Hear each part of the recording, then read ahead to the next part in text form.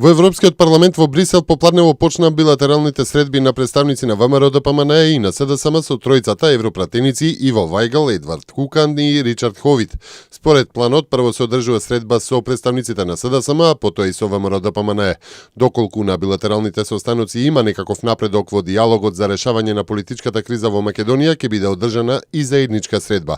Ако пак тројката европратеници оцени дека нема допирни точки и оти остануваат разликите меѓу двете страни, можно е заедничка средба да не се одржи. Денешниот диалог на ВМРО ДПМН и СДСМ се одвива за затворени врати и се очекува да трае повеќе часови. Доколку истиот не успее, се најавува одржување на нов, кој би се случил по великденските празници со место на одржување во Скопје или повторно во Брисел. Јавното обвинителство доби позитивен одговор на барањето кое минатата недела го проследи до Европската Унија, а со кое беше побарана стручна помош во разрешување на актуелните предмети. Во овој момент само можам да потврдам дека до нас е пристигнат одговор по нашето барање. Детали поврзани околу одговорот од Европската Унија ќе следуваат понатаму, изјави Елизабета Недановска од Оделението за односи со јавност при Јавното обвинителство на Македонија.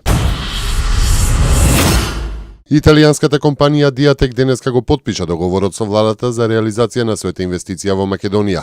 Италијанската компанија, која се занимава со дигитално печатење, ќе инвестира 10 милиони евра во Тирс Скопје 1, со предвидени 200 вработувања. Компанијата освен во Италија има производствени капацитети во Швајцарија, Франција, Германија и Соединетите Американски држави, со годишен обрт од околу 200 милиони евра и вработувања на 800 луѓе во светот. Представници на Грција и незините кредитори веќе трет ден ги продолжуваат разговорите со Брисел за постигнување договор за реформите со кои би се одблокирала финансиската помош за Атина. Меѓу клучните точки за кои постои несогласување се неподготвеноста на Грција во моментов да разговара за пензиските реформи, приватизацијата и кои мерки ќе се преземат за справување со затајувачите на данок со цел зголемување на приходите. Грција е задоволна од текот на преговорите кои почнаа во петокот, кога Грција ја поднесе својата листа на фискални предлози.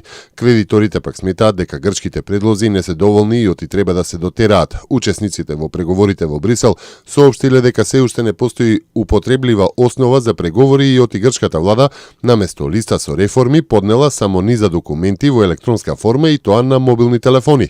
Списокот бил само на грчки јазик, а грчките представници го изнеле и усно. Листата не е кредибилна, изјавил еден дипломат од Европската Унија за германската агенција ДПА.